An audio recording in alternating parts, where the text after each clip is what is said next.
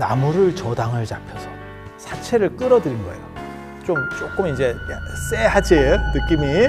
사채 쓰면 안 되는데, 사채 쓰면 손모가지 날아가는데, 그렇게 해서 이 나무가 있으니까 요거를 재산으로 해서 돈을 빌린 거예요. 그런데 이게 또 계약 사기를 당했대. 그래서 계약서는 잘 읽어봐야 돼. 어떤 일이 벌어졌는지 아세요? 차압이 들어오기 시작하는데 빨간 딱지가 벌정사에만 붙은 게 아니고 야, 보궁에 딱지가 붙었다니까. 보궁에? 나 미친다.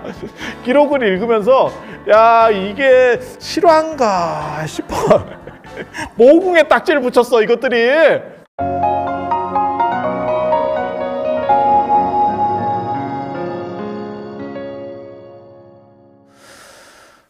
사명당이 이곳에다가 사고를 넣으면서 그 사고를 지키기 위해서 주변 40리를 금원으로 정해요. 금원이라고 하는 거는 나무를 못 빼게 한다고. 그와 똑같은 게 광릉 수목원도 그렇게 해서 나무를 못 빼는 거예요. 광릉이라는 세조 무덤이 들어서면서 보호림을 지정해 버린 거예요. 둘레를. 그래서 수목원 같이 만들어진 거야. 그런데 왕릉에 있는 나무보다 이런 나무가 훨씬 좋습니다. 이런 사찰에 있는 나무가. 나무를 냅둔다고 이렇게 막 굵은 나무들이 올라오느냐? 절대 그렇지 않아요. 중간에 감벌을 해줘야 된다고. 그거 아시죠? 우리가 예전에 박정희 대통령 때 그거는 전 세계적으로 진짜 드문 일이에요. 우리가 화석연료나 아니면 나무를 많이 뗐었기 때문에 민둥산이었었지. 여러분 어렸을 때 그냥 민둥산이었어. 그래서 산사태 나고 비 오면 산사태 나고 뭐 다 그런 산이었었잖아요. 그래서 전 세계적으로 한국은 녹지화가 안 될 거다. 나무가 너무 없으면 나무를 심어도 말라 죽어요. 그래서 녹지화가 안 될 거다 했는데 우리가 식목일을 정하고 전 국민이 막 나무를 심고, 그때는 식목일이 노는 날이었잖아. 그렇게 해서 대통령도 기념식수를 하고 막 했었어요. 전국적으로 나무 심으라고. 그래서 지금 불과 한 두세 대 만에 나무 빈도가 굉장히 높은 녹지를 가지게 된 거야. 그런데 너무 개나거리나 마구 심어 놓는 바람에 큰 나무가 없어. 산에 가봐. 왜? 그거를 계획조림이라 그래가지고 이렇게 어느 정도 거리를 띄어서 심어야지. 너무 아니 뭐도 우리 생각해봐. 그걸 계속 붙여 심는다고 생각해봐. 그럼 죽도밥도 안 되는 거예요. 그러니까 뭐가 어느 정도 성장하는 데만큼 이렇게 이안기로다가 했을 때 탁탁탁 끊어서 심잖아. 그 역할을 스님들이 한 거라고. 방치를 해놓으면 자연은 큰 나무가 안 나와. 아마존이나 이런 데도 그렇게 큰 나무가 없다니까요. 어느 정도 중간중간에 계속 왜 사찰이 있으면 그 사찰님이 관리가 되냐면, 사찰은 불 떼고 살아야 되잖아. 불 떼고 살아야 되잖아. 그러니까 그걸 감벌해서 떼는 거요. 금원이라면서요. 맞아. 나무 못 빼는 건데, 우리 땅이거든? 그리고 우리는 살아야 될 거 아니야. 그러니까 이걸 조금씩 빼가지고, 요거 뺐다가 하면서 한 거예요. 그래서 엄청난 아름드리 나무들이 여기에 있었다는 거예요. 그래서, 야, 빵꾸가 났네. 재정이 빵꾸가 났네. 사업을 했더니. 그래서 무슨 일을 벌이냐면, 나무를 저당을 잡혀서 사채를 끌어들인 거예요. 조금 이제 쎄하지 느낌이. 야, 이거 사채 쓰면 안 되는데, 사채 쓰면 손모가지 날아가는데, 이거 느낌이 조금 그렇지. 그렇게 해서 나무를 파는 거를, 그러니까는 이 나무가 있으니까 요거를 재산으로 해서 돈을 빌린 거예요. 얼마를 빌렸냐면 3만 원. 3만 원. 아니, 자본금이 원래 10만 원으로 했으니까 3만 원이면 뭐 그렇게 크지 않아. 그런데 이게 또 계약 사기를 당했대. 그래서 계약서는 잘 읽어봐야 돼. 나도 계약서 잘 안 읽어보는데 이게 뜨끔뜨끔한 거야. 그래서 무슨 일이 벌어졌는지 아세요? 빚이 순식간에 늘기 시작하는데 12만 원이 됐다가 30만 원이 됩니다. 본말사를 싹 털어서 10만 원을 만들어서 자금을 시작했는데 30만 원이 된 거예요. 여기 옛날 사진을 보면 이 앞으로 월정사 앞으로 철도가 들어왔어요. 그래서 여기 월정사에서 조금 더 지나가면 저 부도전 있는데 그쪽에 조금 올라가면 회사거리라고 있어. 거기에 회사가 있었어. 회사가. 목재 회사가. 그래서 회사거리야. 지금도. 회사. 회사 공장 할 때 그 회사. 여기에 철도를 넣고 걔네가 나무를 다 비워가기 시작한 거야. 왜냐면 뭐 조당 잡았으니까 야, 가간다. 이제 이렇게 된 거지. 이해가 되시죠? 근데 그 나무로 빚을 다 갚았느냐? 나무를 다 밀어도 안 돼. 왜? 이자가 너무 빨리 늘어나는 거야. 이자 느는 속도를 나무 베는 속도로도 안 돼. 근데 나무가 얼마나 좋았으면 철도가 들어왔겠냐고. 철도 까는데 돈이 엄청납니다. 지금도 현대에도 철도를 까는 건 돈이 엄청나요. 그런데 그때 나무가 얼마나 좋았으면 그 나무를 치러 가려고 철도를 깔았겠어. 그래서 맨 처음에 여기 월정 사진을 보면 철도가 들어와 있는 거 보면 이게 어디 가는 철도인데 여기로 월정사로 철도가 들어오지? 여기 철도가 있을 일이 없잖아. 교통에 이렇게 철도하면 물류가 움직여야 되는데 이게 뭐지? 이쪽에 뭐가 있나? 이쪽 지나가는 무슨 길이 있나? 없어.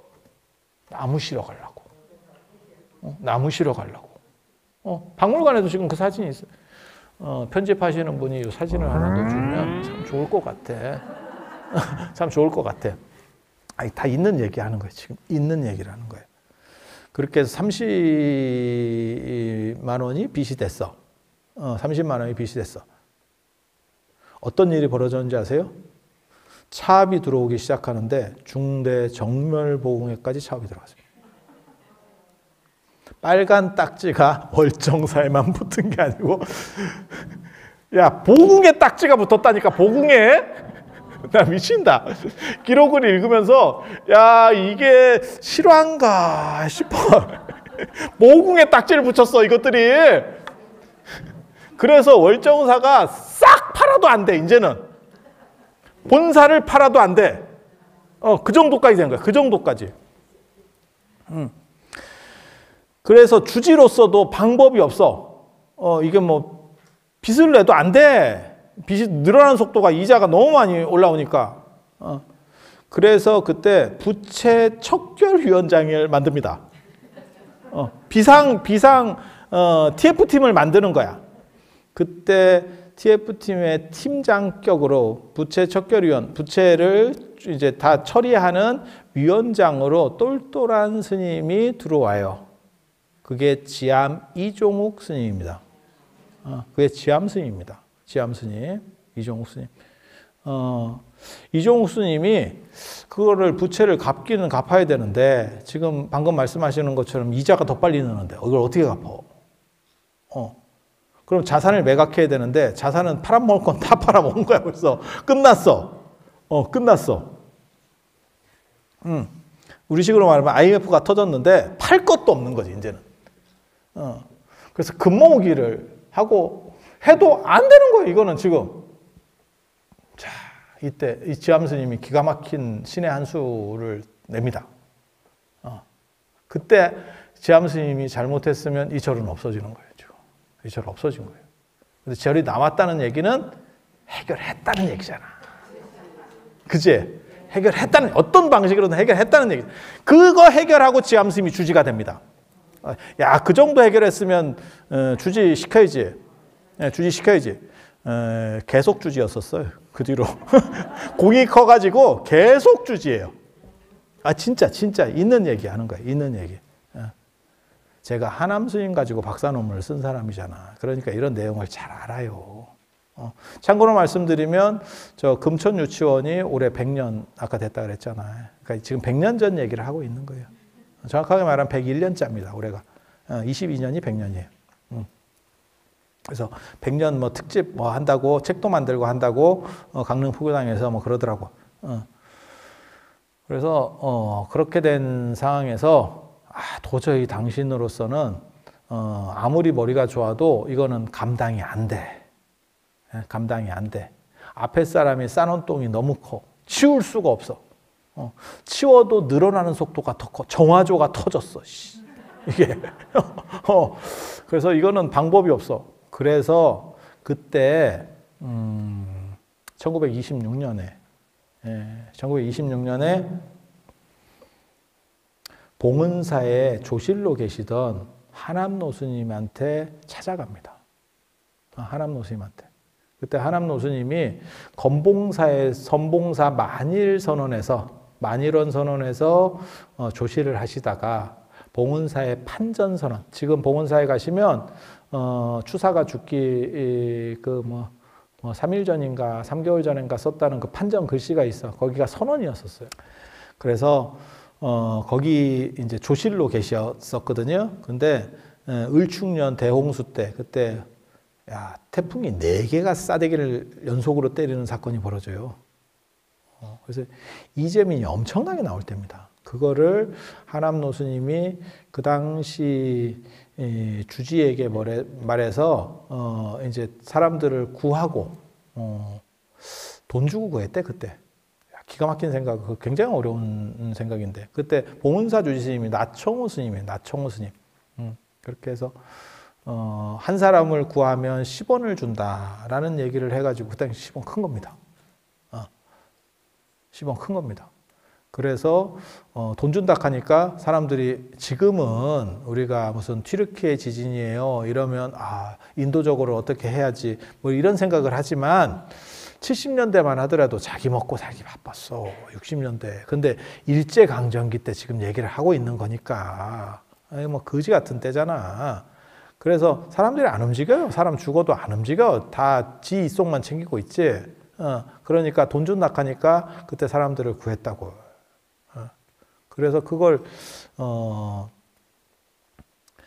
역사에 기록된 걸로 민간이 생명을 구한 걸로는 제가 보기로는 제주도에서 기근이 들었을 때 김만덕이 제주도 사람을 자기 재산을 털어서 구한 게 있어요. 그래서 정조가 네 소원이 뭐냐 해서 소원을 들어주고 김만덕이 나는 금강산에 가는 게 소원입니다 라고 해서 금강산 구경을 시켜주고 이런 얘기가 나와. 있는 얘기야. 있는 얘기. 그리고 봉은사를 그때 봉은사 재산을 털어가지고 사람들을 구휼한 거 굉장히 큰 사건이었습니다. 그게 뭐 뉴스에도 대서특필하고 그래서 하남 스님을 활불이라고 불렀어. 살아있는 부처님. 참 대단한 도인이다. 이렇게. 그리고 나중에 하남 스님이 이러한 공력으로 인해서 종정을 4번이나 하시게 되는 참 대단한 추대입니다. 추대. 추대. 그렇게 해서 하시게 되는데 그때 이종옥 스님이 하남 스님을 찾아가서 1925년에 찾아가서 지금 얼정사가 본사인데 날아가게 됐습니다. 스님께서 오셔서 이거를 좀 추스려 주셨으면 좋겠습니다. 라고 해서 하남 스님이 상원사로 오시게 돼요. 1926년에. 26년에. 왔더니 이분은 참선하신 스님인데 물론 뭐 명망도 있고 이러니까 시주가 들어오는데 그래도 그걸로 빚을 못 갚어. 사업으로 망한 걸 기도 시주로 갚을 수 있겠냐고. 상식적으로. 아니 이게 안 되잖아. 안 되잖아. 아니 그렇지 않아요? 그렇게 해서 어떻게 하면 이걸 갚을 수 있을까를 궁리를 해서 만들어낸 게 중대 정멸보공 사리 봉찬의 기도예요. 중대 정멸보공 봉찬의 기도를 만들었어. 봉찬의 기도를.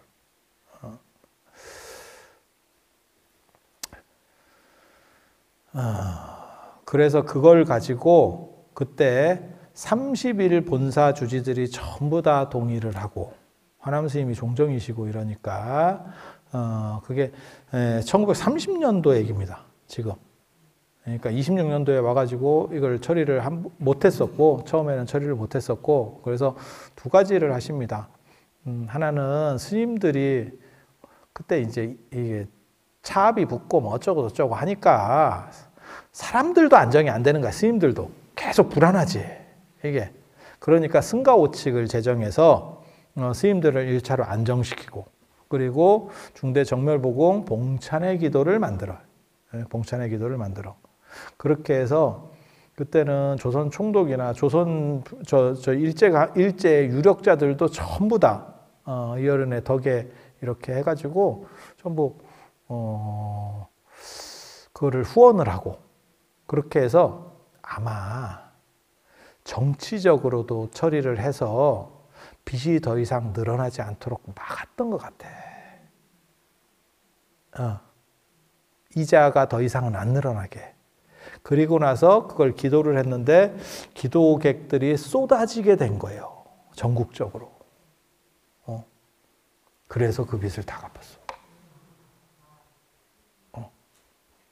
그래서 봉찬의 기도가 일어나고 그 뒤로 그럼 사업을 안 했느냐? 또 사업을 했어. 강원여객 이런 게 월정사 거였었어요. 지금 강원여객 이런 것들이. 그리고 이종욱 스님은 해방되고 난 뒤에 국회의원을 했어. 월정사 주지만 한 게 아니고 국회의원을 했다니까? 진짜 있는 얘기를 하는 거예요. 그래서 사업도 하고 국회의원도 하고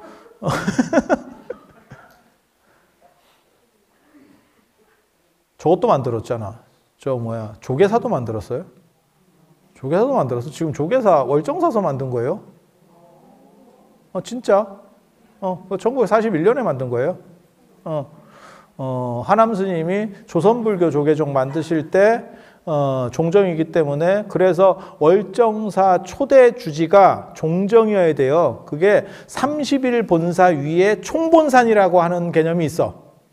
전체 본사를 총괄하는. 그래서 지금도 조계사에 가보면 앞에 뭐라고 써있냐면 총본산이라고 돼 있어. 총본사라고. 그게 그렇게 해서 나온 거예요. 그리고 거기에 당연직으로 종정 스님이 대표야. 그렇게 해서 종정 스님더러, 그러니까 하남 스님더러 나오라고 총독이 얘기를 하는 거예요.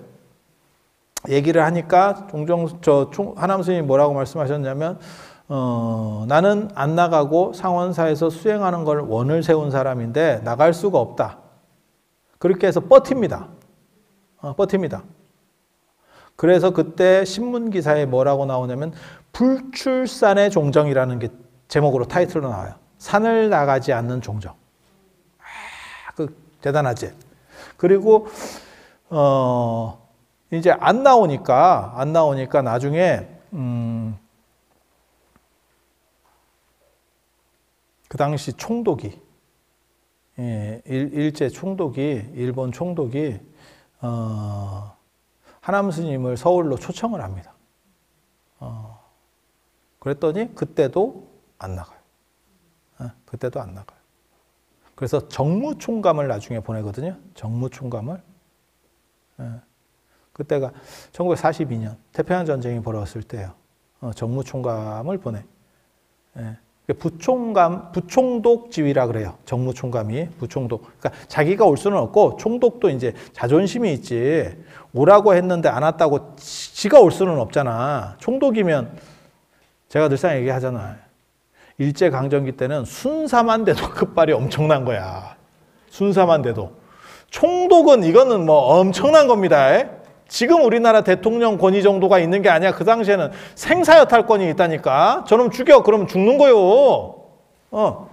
그 정도인데도 총독이 불렀을 때 안 갔고 결국 정무총감, 부총독급인 정무총감이 특사로 파견을 옵니다. 그런데 이게 이런 스토리들이 가능했던 게 뭐냐면 그때 일본이라고 하는 나라가 그래도 신앙적으로는 불교적이잖아. 그래서 아무리 식민지라도 고승에 대한 존경심은 있어요. 그렇지 않을까? 그런 게 존재했던 거야. 그래서 가능한 거야 이게. 총독이 만약에 끌고 와 이러면 끌고 오는 거야 사실은. 그래서 부총독을 보냈는데 부총독이 여기까지 오니까 정무총감이 여기까지 오니까 너무 힘들다는 거예요. 보통 길이 아니지 서울에서.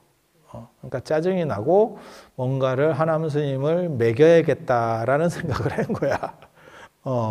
내가 너를 꼬투리를 좀 잡아보겠다라는 생각을 해서 그때 던진 말이 그때 태평양 전쟁이 벌어진 거예요. 미국하고 붙었다고, 일본이 맨 마지막에. 그게 이제 일본이 결국 질 수밖에 없는 이유거든. 미국을 건드린 거지. 우리가 잘 아는 거예요. 진주만 먼저 기습 공격해가지고 한 대 때리고 이제 선빵 날리고 어떻게 해보겠다라고 했는데 미국이 생각보다 일본이 생각했던 것보다 덩치가 훨씬 컸지. 그래서 진주만이 격파된 게 맞아요.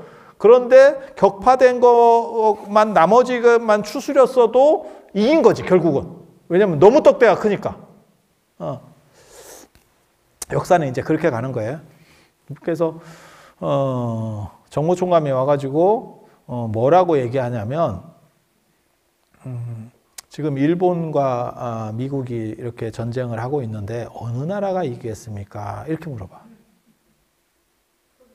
이거 참 그 얘기를 옆에서 듣고 다른 스님들이 야 절단났다 이랬다는 거예요. 왜? 저 꼬장꼬장한 양반이 미국이 이긴다라고 얘기를 하면 아작이 날 거고 일본이 이긴다라고 하면 권위가 다 무너지는 거지. 고승으로서의 권위가 아부하는 것처럼 되잖아. 그러니까 그 당시에 하남 스님으로서는 일본이 이기는지 미국이 이기는지 잘 몰랐을 거예요. 국제 정세는 몰랐을 거야. 그런데 이 어른이 참선하신 분이라서 순발력이 진짜 좋아. 이게 선원에 계시는 분들이 활구라고 그래서 그때그때 딱 이게 대처 능력이 있는 거거든요. 그래서 어느 나라가 이기겠습니까? 라고 얘기하니까 덕자승이라 덕이 있는 나라가 이긴다. 이렇게 대답한 거예요. 그게 순간적으로 나오기가 쉬운 게 아닙니다. 지금 저놈이 서리빨 같이 이러고 있는데 그리고 일본 그 올 때 보면 뭐라고 나오냐면 밑에 스님들이 그래 높은 분이 오시니까 뭐 특별한 걸 좀 준비할까요? 이랬더니 하남 스님이 뭐라고 말씀하셨냐면 우리 먹던 대로 똑같이 밥상을 차려라. 이렇게 특식은 없다. 막말로 얘기해서 지금도 기관장들 오면 조금 더 잘해주거든. 우리 먹는 밥보다 조금 더 신경을 써. 그럴 것 같지 않아? 그럼 여러분하고 똑같은 거 먹고 갈 줄 알아? 강원도지사 왔는데 여러분하고 똑같은 거 먹고 갈 줄 알아? 그렇지 않아. 근데 하남 스님이 밑에 스님이 좀 잘 챙겨야 되지 않겠습니까? 라고 했더니 그거는 진짜 배포가 있는 거예요. 왜냐하면 이게 상원사하고 월정사 문제만 아니고 조선불교 전체가 두드려 맞을 수 있어. 한 방에. 똑같이 채려라. 이렇게 하는 거거든. 똑같이 채려라.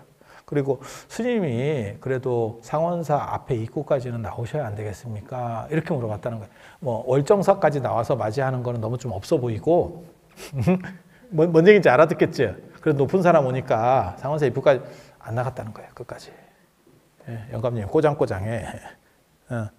그렇게 하니까 정무총감이 자기도 오는 것도 힘든데 이게 또 뻣뻣해요. 그리고 이런 정도 지위에 있으면 대우받고 살았겠지. 조선 사람은 개기듯이 이겼을 거거든. 그 시절에.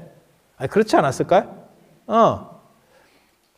조선 황족도, 조선 왕실의 왕족도 그렇게 못했을 거다.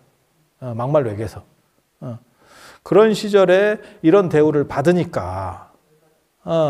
그러니까 그런 얘기를 물어보는 거요. 너 걸려라. 걸리면 조진다. 지금 그렇게 하는 거예요. 근데 덕자승이라 이게 순식간에 나오니까 덕이 있는 나라가 이긴다. 그러니까 미국이 이긴다. 일본이 이긴다가 아니고 덕이 있으면 너네가 이겨. 너네 덕이 있냐? 지금 그렇게 하는 거거든. 그러니까 이게 돌려각이거든. 돌려각이야. 그러니까 그 얘기를 딱 듣고 정무총감 정도 되니까 자기도 머리에 생각이 있는 사람이지. 이 사람이 보통 사람이 넘는다. 보통 사람 같으면 나 같은 사람을 만나면 이게 쫄일 건데 이게 자기 할 말 다 해버린다. 딱 하니까 자기도 이제 불교적인 그게 있는 거지. 신심이 있는 거지. 그러니까 태도를 바꿨대잖아. 그래서 예전에는 어른들한테 글을 받는 문화가 있다니까. 그래서 평생의 마음에 간직할 수 있는 교훈이 될 만한 글을 하나 써주세요. 이렇게 했다는 거야. 이제 태도가 바뀐 거야, 이 사람 태도가. 그 왜 그런 거 있잖아. 안중근 의사도 그 감옥에 있을 때, 그러니까는 그 간수가 이렇게 딱 보니까 사람이 참 이렇게 의연하니까 글을 받아놓은 게 나중에 남잖아. 그런 식으로 글을 하나 써줄 수 있습니까? 그러면 다 글을 쓰고 이렇게 하는 거거든. 아니, 그 옛날 문화예요. 요즘은 뭐 그런 문화가 없어. 그래서 뭐 휴호 같은 거 쓰고 뭐 이런 거 있잖아. 그게 언제까지 했다라고 제가 보면 김영삼 대통령이 했었던 것 같아. 그래서 김영삼 대통령 같은 경우는 뭐 대도문 뭐 이런 거 썼었잖아. 그게 좀 옛날 문화예요. 지금 뭐 대통령이 뭐 이런 거 휴호 쓰고 이런 거 없잖아. 예. 아니, 지금 뭐 대통령을 제가 디스하는 게 아니고 최근에는 그런 식으로 안 하잖아. 근데 예전에는 신년 되면 막 휴호 쓰고 뭐 이런 거 있었어. 예. 하기사 한번 쓸래도 붓글씨를 못 쓰니까. 그게 그렇다고 무슨 중성펜으로 쓰기는 너무 없어 보이잖아. 볼펜으로 대도무문 이렇게 쓰기는 좀 그렇지. 막 붓글씨로 샥샥 뭐 이렇게 뭐 이런 게 좀 있어야 되는데 나도 붓글씨를 그래서 배우려고.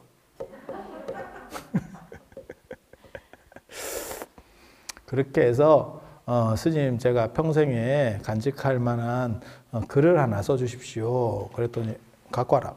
이제 밑에 스님한테 갖고 와라. 그렇게 해서 그럼 그 옆에서 가는 거요. 뭐라고 썼다라고 나오냐면 정심이에요. 정심. 마음을 똑바로 해라. 아, 이게 뒤끝 있어. 이 정도 저쪽에서 양보해줬으면 사실은 이쪽에서도 이제 약간 축원 같은 말이 한 번 정도는 들어갈 법 하거든. 바를 정자에다가 마음심. 마음을 똑바로. 틀린 말은 아니야. 틀린 말은 아닌데 약간 야루는 느낌이지. 이게 야루나 어쩌나. 그런데 이 양반도 불교적인 사람이었기 때문에 이것을 좋게 받아들였어요. 그래서 결과가 굉장히 좋았어. 그래서 이 양반이 서울로 돌아간 뒤부터 일본의 고관 대작들이 하남 스님을 찾는 일이 참 많아졌대. 내가 저기까지 가서 그 어른을 뵀는데, 그러니까 뭔가 느낀 거야, 이 사람이. 그게 이제 어떻게 보면 그 아우라가 있었겠지. 근데 그 하남 스님 사진을 보면, 여기 하남 스님 사진 하나만 올려주세요. 하남 스님 사진을 보면 흑백 사진인데도 눈에서 레이저가 나와. 진짜. 야, 이게 진기하다라는 싶을 정도로, 진짜. 그래서, 하남 스님께서 그 봉찬 기도를 만들어서, 오대산을 살렸고, 한국 불교에서, 중추적 역할을 했어요. 그래서, 조계사도 예전에는 태고사라고 했습니다. 태고사라고. 아니 지금 그 안국동 조계사, 종로 조계사. 조계사도 월정사 쪽에서 주도해서 만든 거고. 동국대가 지금같이 학교가 될 때도 제대로 된 학교로 이렇게 옮길 때도 그 초석을 다진 게 하남 스님이에요. 그래서 월정사가 그때 그때 동국대 하는 거 안 했어야 돼. 그때 월정사가 동대 제대로 만든다 그래가지고 그때 팔아먹은 땅이 소금강 쪽이에요. 오대산 저쪽이 소금강이 있거든. 그때 그쪽이 경치가 좋은데 그거 있었으면 월정사가 살기가 편한데. 네, 소금강 쪽을 팔아서 동대에 넣었다고. 그래서 얼마를 냈느냐? 10,000원. 10,000원. 큰 거예요. 10,000원을 냈고 다른 절들에서 5,000원씩 냈어요. 그리고 하남 스님이 이거 갖고는 돈이 안 된다 그래서 하남 스님이 여기서 26년 동안 동구불출 하시면서 밖에 안 나오시면 산문밖을, 월정사 밖을 안 나오시면서 수행을 하셨는데 이 하남 스님도 되게 재밌어요. 하남 스님도 그렇고 탄원호 스님도 그렇고 이렇게 뵈면 기록을 보면 뭐가 있냐면 머리 좋은 사람 좋아해. 공부 잘하는 사람 좋아하고. 그래서 하남노 스님이 이런 일본의 고관 대작들이 오면 안 나가는데 자기 밑에서 공부를 열심히 한 스님들이 길을 떠날 때는 월정사까지 와서 배웅을 하고 올라갑니다. 걸어서 내려왔다 걸어서 올라가. 그래서 하람 스님이 좋아하는 사람이 누군가 이렇게 보면 걸어 내려오시면 좋아하는 사람이야. 근데 대부분 공부를 열심히 하는 사람이야. 그래서 탄어 스님이 하람 스님 수제자가 되는 거예요. 맞상자가 아니에요. 이해가 됩니까? 그러니까 하람 스님이 되게 마음에 들었어. 탄어 스님이 되게 마음에 들었어. 왜? 똑똑하거든, 사람이. 사람이 똑똑하거든. 그래서 그런 전통이 있는데 동대를 만들 때는, 그러니까 동대가 그 전에도 있었어요. 찌리했지. 그걸 이제 키워가는 거거든. 그때 돈이 딸렸다는 거예요. 월정사가 10,000원을 내고, 그 다음에 일반 몇몇 절에서 큰 절들에서 5,000원씩 내고, 그래도 돈이 안 돼서 누구를 찾아갔냐면 통도사를 갔습니다. 통도사를. 구하스님이 계셨어요. 그때 구하스님이 주지스님이, 축산 구하스님이라고 그 어른이 주지스님이었는데, 그 어른이 하남스님 사촌사형입니다. 사촌사형. 법사형이야. 그러니까 법사형. 사형은 사형인데 직계는 아니고 이렇게 경봉스님도 그래서 하남스님에게 굉장히 깍듯하게 편지들을 하고 지도를 받고 이랬었어요. 편지도 많이 남아있어요. 원래 하남스님이 저 통도사 쪽에도 6년 동안 사셨거든요. 통도사도. 그리고 하남스님 상자 중에 통도사 강주를 하신 분도 계시고. 다 있는 얘기를 하는 거예요. 있는 얘기를. 그래서 탄어 스님이 한국전쟁 났을 때 피난 간 데도 통도사입니다. 통도사입니다. 그래서 당신 2년차거든. 그래서 구화 스님을 찾아가서 이거는 꼭 필요한 일입니다. 학교를 세운다는 것은 꼭 필요한 일입니다. 라고 설득을 해서, 그때 통도사는 돈이 많았어요. 통도사 돈 많았어요. 그래서 2만 원을 받았다. 그래서 통도사가 2만 원을 내고 월정사가 10,000원 내고 나머지 5,000원씩 냈어요. 그게 지금 동대의 이사들이에요. 그 계통이 지금도 내려와서 그 절들에서 이사가 나와. 그래서 월정사에도 동대 이사가 한 명 있어요. 아니 그렇다니까. 그리고 지금 월정사의 회주 스님이 현해큰 스님이거든요. 저기 서울의 법종사에 계시는 현해노 스님이 회주 스님이세요. 회주노 스님께서 동대 이사장을 하셨어. 그게 다 그런 사연들이 있는 거예요. 이사 중에서 이사장이 나오는 거거든. 그러니까 월정사 이사티오가 있는 거예요. 제가 이 얘기를 누구한테 들었냐면 그 회주노 스님한테 들었어. 월정사는 10,000원을 냈고 통도사가 2만 원을 냈고, 그래서 통도사도 이사 지분이 있어. 그리고 나머지들은 다 5,000원씩 냈다.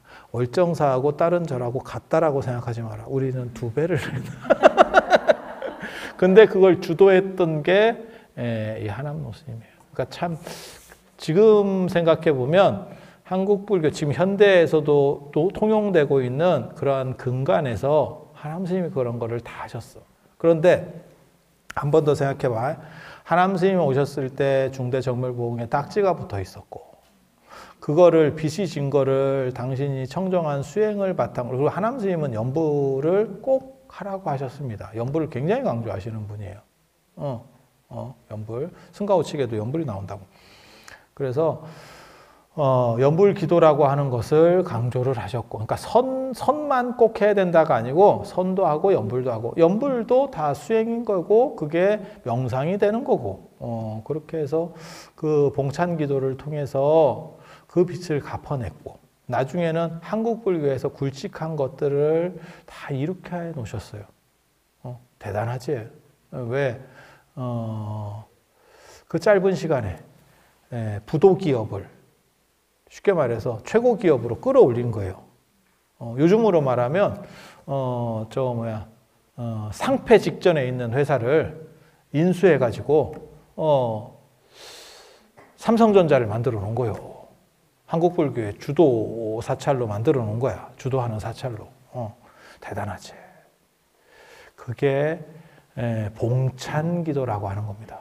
그래서 제가 개인적으로 이 절에 와 보니까 그 봉찬 기도가 있었는데 그게 오대산이 일사후퇴 때 아군들에게 전소되면서 그 맥이 1차로 끊어졌고 나중에 원래 우리 주지 스님이 중대에 계실 때는 봉찬 기도를 봉행을 하셨었어요.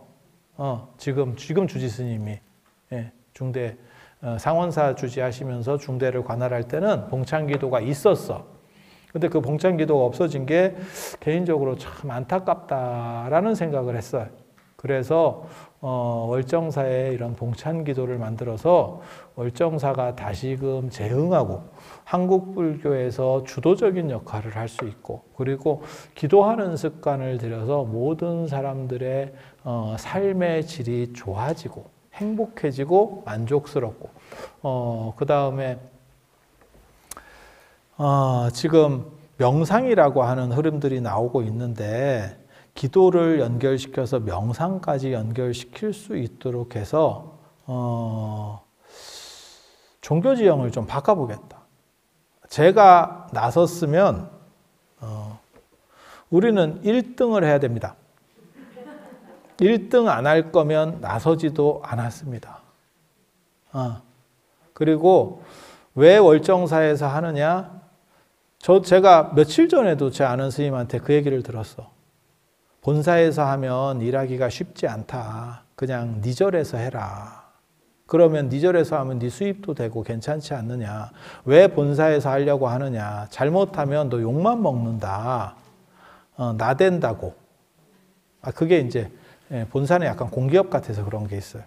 그래서 내가 뭐라고 했냐면 내가 내 절에다 만들면 돈이 조금 더 벌 수는 있을지 모르지만 내가 죽고 난 뒤에 이것은 다 흐트러질 유산이 될 거다. 더 유지가 안 될 거다. 본사에다 만들어 놓으면 본사가 존재하는 한은 나는 나를 중심으로 만드는 게 아니고 이 기도하고 명상하는 시스템을 만들겠다. 하남노 스님께서 중대 정멸복음 기도를 만들듯이 시스템을 만들어 놓으면 누가 해도 이것은 계속 돌아가는 영혼의 공덕 샘물이 될 거다.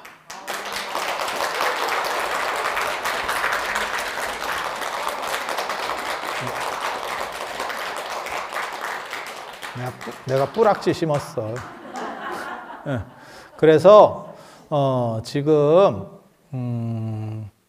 금강경 봉찬 기도라고 한 거예요. 그냥 기도가 아니고 봉찬 기도라고.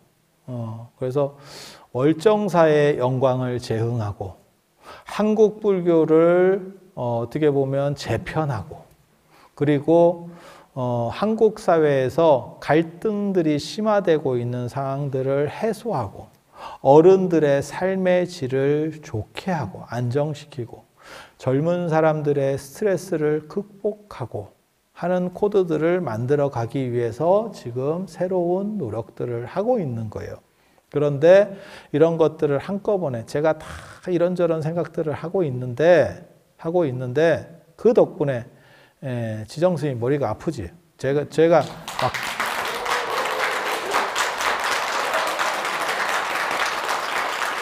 여러분이 몰라서 그렇지 제가 승질도 급하고 그 다음에 아이디어가 되게 많아요. 근데 월정사에서 왜 너는 안 했느냐? 욕먹을까 봐 안 했어. 욕먹을까 봐 안 했어요. 아니 진짜. 그런데 제가 여기서 지금 2007년인가 2008년에 월정사에 와서 지금 한 15년, 16년째 살고 있어요. 뭔가 하나는 해놔야 될 것 같고 그리고 한국 불교도 지금 이렇게 종교 인구 전체 다 줄지만 한국 불교가 지금 좀 위태롭고 그 다음에 연세들이 이제 100세 시대가 됐는데 사람들이 안정이 잘 안 되고 새로운 문제들이 계속 벌어지고 있는 거예요. 종교가 나서서 무언가 해법을 제시하지 않으면 세상이 더 힘들어질 거라고 생각을 했습니다. 그래서 그런 것들을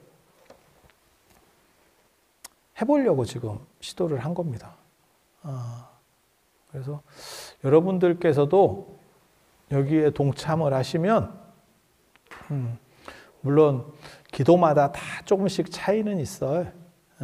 하지만 최고의 기도를 만들어 가고 제가 장담하는데 한 3년 정도만 저를 내버려 두고 내가 할 수 있도록 누가 이렇게 귀찮게만 안 하면 저는 우리나라에서 제일 큰 기도 모임을 만들 자신이 있어요. 아, 왜 그래? 이게 그렇게 어려워? 한국에서 10,000만 되면 있잖아요. 입제자 10,000명이면 제일 큰 기도예요. 뭐 있어요? 아, 여기서 짱하는 거 진짜 쉬운 거예요. 이게 뭐 대단해? 10,000명이 뭐 그렇게 많아? 우리 지금 한 달 만에 2,000명 만들었는데? 할 수 있어. 그건 뭐가 어려워?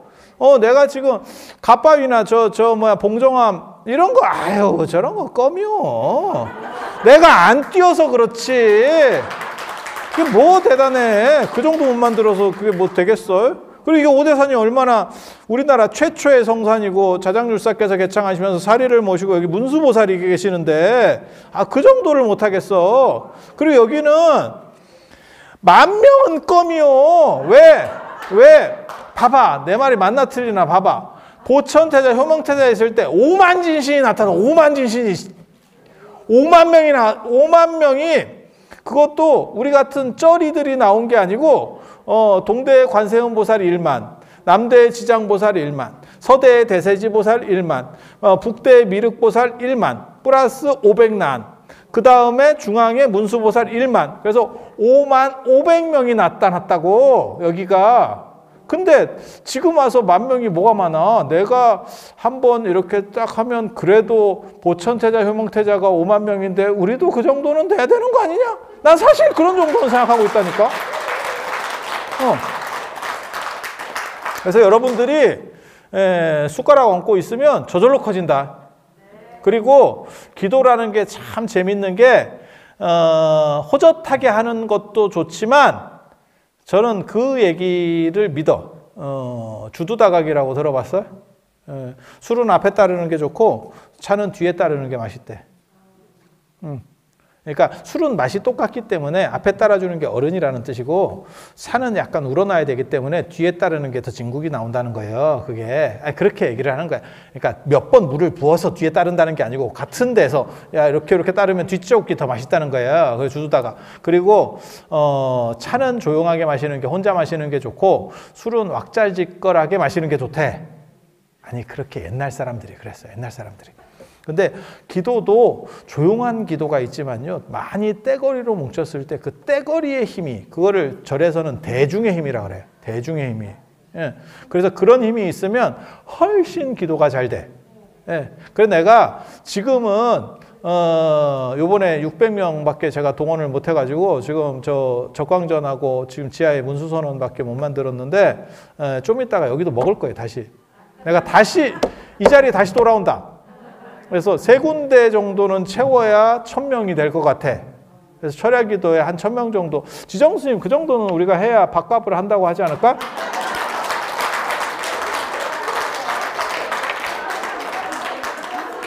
박수 좀 잘 쳐줘. 내가